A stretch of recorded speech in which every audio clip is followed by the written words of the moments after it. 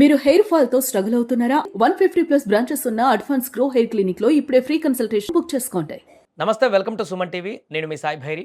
IPL 2026 match number 6లో ఈరోజు KKR versus SRH మన హైదరాబాద్ రెండో మ్యాచ్ ఆడబోతుంది. ఇందులో ఎవరు గెలిచేటువంటి అవకాశాలు ఉన్నాయి, బ్యాటింగ్ లైనప్ ఏ రకంగా ఉండబోతుంది, ఈరోజు స్కోర్ ఎలా రాబోతుంది, పూర్తిగా మనం మాట్లాడేటువంటి ప్రయత్నం చేద్దాం. మనతో పాటు స్పోర్ట్స్ అనలిస్ట్ సిహెచ్ వెంకటేష్ గారు ఉన్నారు.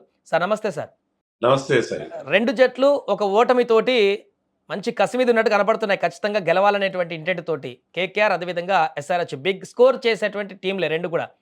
ఎలా ఉండబోతుంది ఈరోజు మ్యాచ్? బిగ్ స్కోర్ చేయడం అనేది కరెక్టే, కానీ బిగ్ స్కోర్ చేసినా కూడా దాన్ని డిఫెండ్ చేసుకోగలగాలి. వీళ్ళు తమ ఫస్ట్ మ్యాచ్లో ఇద్దరు కూడా బిగ్ స్కోర్స్ చేశారు. ఎస్ఆర్హెచ్ 201 చేసింది, కేకేఆర్ 220 చేశారు. కానీ ఇద్దరు కూడా అంత పెద్ద స్కోర్ని వాళ్ళు డిఫెండ్ చేసుకోలేపారు. For simple reason, their bowling is very very weak. SRH కానీ కేకేఆర్ కానీ బౌలింగ్ చాలా వీక్గా ఉంది. సో ఆ బౌలింగ్ వీక్నెస్ నుంచి బయటపడకపోతే ఈ రెండు టీమ్స్ కూడా ఈ సీజన్లో చాలా సఫర్ అయ్యే అవకాశం మనకు కనిపిస్తుంది. సో వాళ్ళు ఖచ్చితంగా బెటర్ బౌలింగ్ కాంబినేషన్ ఒకటి ఎంచుకొని ముందుకు వెళ్లాల్సి ఉంటుంది. ఫస్ట్ మ్యాచ్లో ఉన్న గుణపాఠాలు నేర్చుకోవాలి. ఇలాంటి వీక్ బౌలింగ్తో వెళ్తే మీరు 250 చేసినా కూడా దాన్ని డిఫెండ్ చేసుకునే పరిస్థితి ఉండదు. ఏమైనా మార్పులు ఉండొచ్చు అంటారా? ఈరోజు బౌలింగ్ విభాగంలో ఏమైనా మార్పు చేర్పులు చేయొచ్చా, లేకుంటే సేమ్ టీమ్ మనం ఎక్స్పెక్ట్ చేయొచ్చా? అంటే మార్పులు చేయాలంటే మీకు అక్కడ చాయిసెస్ కూడా పెద్దగా నాకు కనబడట్లేదు. ఎస్ఆర్హెచ్కి చాలామంది uncapped Indian players, Indian bowlers ఉన్నారు. సాకిబ్ ఉన్నాడు, హింగే అని ఒక బౌలర్ ఉన్నాడు, ఓంకార్ తర్మాలే అలాంటి ఫాస్ట్ బౌలర్స్ ఉన్నారు. స్పిన్నర్స్ శివాంగ్ కుమార్ అని చెప్పి, తర్వాత క్రెయిన్స్ ఫులెత్రా అని చెప్పి ఉన్నారు. స్పిన్నర్స్ అయితే ఉన్నారు వాళ్ళ దగ్గర, స్పిన్నర్స్ కానీ ఫాస్ట్ బౌలర్స్ కానీ వాళ్ళు ఏంటంటే ఎక్స్పీరియన్స్ బౌలర్స్తోనే వెళ్ళారు, ఫారిన్ బౌలర్స్తోనే వెళ్ళారు. మరి అలాంటి కొత్త కుర్రాళ్ళని మీరు అంత ఇష్టపడి మీరు ఆ 1/2 డజన్ మంది తీసుకున్నప్పుడు వాళ్ళని యూజ్ చేయాలి కదా. వాళ్ళని యూజ్ చేస్తే బాగుంటుంది. నన్ను అడిగితే హర్ష్ దూబే ప్లేస్లో శివంగ్ కుమార్ని ఆడించాలి. Harsh Dubey is an experienced spinner, డొమెస్టిక్లో బాగా పర్ఫార్మ్ చేసినప్పుడు శివంగ్ ఒక లెఫ్ట్ ఆర్మ్ చైనామన్ బౌలర్గా అతని వెరైటీ, అంటే అతన్ని ఇంతవరకు ఎవరు చూడలేదు కాబట్టి అతను ఆ వెరైటీతో ఏమైనా వికెట్లు తీయగలుగుతాడేమో నాకు అనిపిస్తుంది. అదొక్క మార్పు నేను ఎక్స్పెక్ట్ చేస్తాను. అలాగే ఇషాన్ మలింగా కూడా సరిగ్గా బౌలింగ్ చేయలేదు. Went for lot of runs. 2 ఓవర్లో 35 రన్స్ ఇచ్చాడు. అతను షోల్డర్ ఇంజరీ నుంచి వచ్చిన తర్వాత he's not the same bowler. Last season చాలా మంచి బౌలింగ్ చేశాడు ఎస్ఆర్హెచ్. అతని ప్లేస్లో లియామ్ లివింగ్స్టన్ తీసుకుంటే మీకు బ్యాటింగ్ ఎక్స్టెండ్ చేసుకోవడం అవుతుంది. బౌలింగ్ ఎలాగో వీక్గా ఉంది, బ్యాటింగ్ అని ఎక్స్టెండ్ చేసుకుంటే బ్యాటింగ్ బలంతో అయినా గెలిచే అవకాశం ఉంటుందేమో అని అనుకుంటున్నాను. అంటే ఈరోజు స్కోర్ ఎంత ఎక్స్పెక్ట్ చేస్తారు? రెండు ఎవరు బ్యాటింగ్ చేసినా కూడా ఆ ఈడెన్ గార్డెన్లో కూడా ఇద్దరికి బాగానే స్కోర్ కనిపిస్తుంది. 200+ ఉంది స్కోర్. అక్కడ ఎంత స్కోర్ రావచ్చు అంటారు మొదట బ్యాటింగ్ చేస్తే? ఇటీవల కాలంలో Eden Gardens has become a big batting ground. అక్కడ మీకు స్టేడియం సైజు కూడా చిన్నది, గ్రౌండ్ సైజ్ చిన్నది, స్టేడియం పెద్దది, గ్రౌండ్ సైజ్ చిన్నది. తర్వాత మీకు అవుట్ఫీల్డ్ చాలా ఫాస్ట్ అవుట్ఫీల్డ్ ఉంటుంది. అంటే మీరు ప్రాపర్గా బాల్ కనెక్ట్ చేసి దాన్ని ప్లేస్ చేయగలిగితే బౌండరీకి మాడల్లో దూసుకెళ్తుంది బాల్. సో అక్కడ అవుట్ఫీల్డ్ చాలా ఫాస్ట్ ఉంటుంది, స్మాలర్ బౌండరీస్. ఇటీవల కాలంలో చాలా హై స్కోర్స్ వచ్చాయి. సో ఐ థింక్ డెఫినెట్గా 200+ వచ్చే అవకాశం కనిపిస్తుంది. అయితే పిచ్ మీద బాగా గ్రాస్ ఉంది, మామూలుగా అనుకున్న దానికంటే ఎక్కువ గ్రాస్ ఉందని చెప్తున్నారు. అలాంటి పచ్చిక ఎక్కువగా ఉంటే కొంచెం ఫాస్టర్ బౌలర్స్కి హెల్ప్ ఉండే అవకాశం ఉంది. We have to wait and see. కానీ జనరల్లీ స్పీకింగ్ అది మీకు మంచి బ్యాటింగ్ ప్యారడైస్గానే చెప్పుకోవాలి. అలాగే అభిషేక్ శర్మ చాలామంది మొదటి మ్యాచ్లో విఫలమైన తర్వాత ఈ మ్యాచ్ అయినా మళ్ళీ లైన్లోకి వస్తాడా అని ఎదురు చూస్తున్నారు ఎస్ఆర్హెచ్ ఫ్యాన్స్.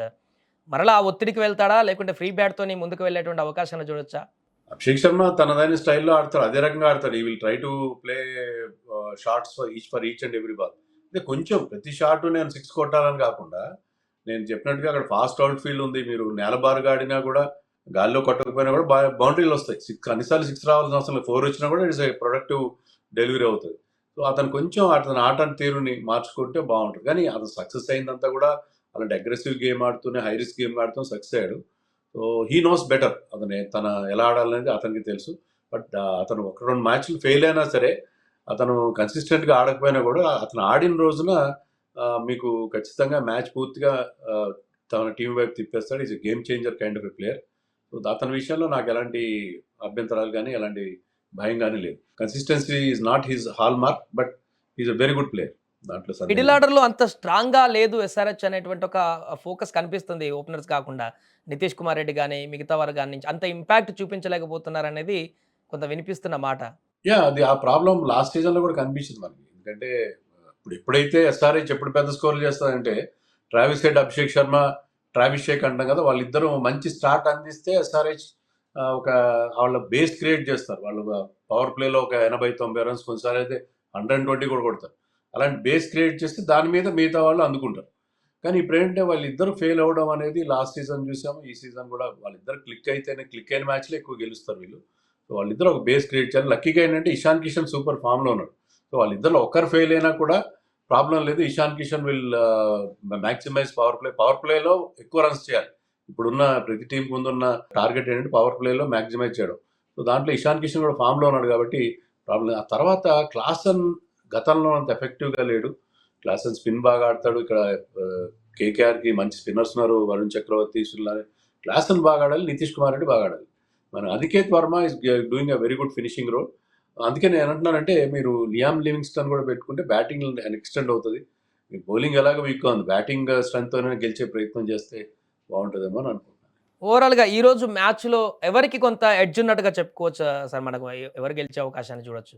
అంటే బ్యాటింగ్లో నన్ను అడిగితే ఎస్ఆర్హెచ్ కంటే కేకేఆర్కి ఎక్కువ ప్రాబ్లమ్స్ ఉన్నాయి. ఫినాలన్ క్లిక్ అయితే బాగానే ఉంటుంది. Captain Ajinkya Rahane last match బాగా ఆడి, కానీ ప్రతి మ్యాచ్ అలా ఆడగలుగుతాడా, అదే స్ట్రైక్ రేట్తో ఆడగలుగుతాడా అని డౌటే. క్యామరన్ గ్రీన్ బౌలింగ్ చేయట్లేదు, బ్యాటింగ్ కూడా ఫస్ట్ మ్యాచ్లో పెద్ద గొప్పగా చేయలేదు. వాళ్ళ బ్యాటింగ్ లైనప్ మన ఎస్ఆర్హెచ్ టీం కొన్నంత స్ట్రాంగ్ అయితే లేదు కాబట్టి బౌలింగ్ రెండు టీమ్స్ వీక్గా ఉన్నాయి. ఈవెన్ వాళ్ళ స్పిన్నర్స్ కూడా సునీల్ నారాయణ్ అండ్ వరుణ్ చక్రవర్తి అంత గొప్పగా పర్ఫామ్ చేయట్లేదు.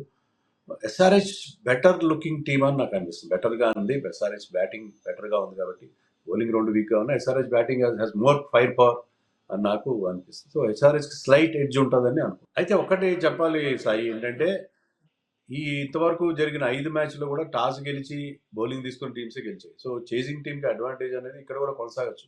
సో అది టాస్ మీద కూడా చాలా డిపెండ్ అవుతుంది. టాస్ గెలిచిన టీంకి డెఫినెట్ అడ్వాంటేజ్, ఎందుకంటే మీ కండిషన్స్ బెటర్గా ఉంటాయి, తర్వాత టార్గెట్ తెలుస్తుంది కాబట్టి చేసింగ్ ఈజీ అవుతుంది. సో ఇక్కడ కూడా ఇంతవరకు అదే ట్రెండ్ కంటిన్యూ అవుతుంది. సో ఈసారి కూడా టాస్ గెలిచిన టీంకి కొంత అడ్వాంటేజ్ ఉండే అవకాశం కనిపిస్తుంది.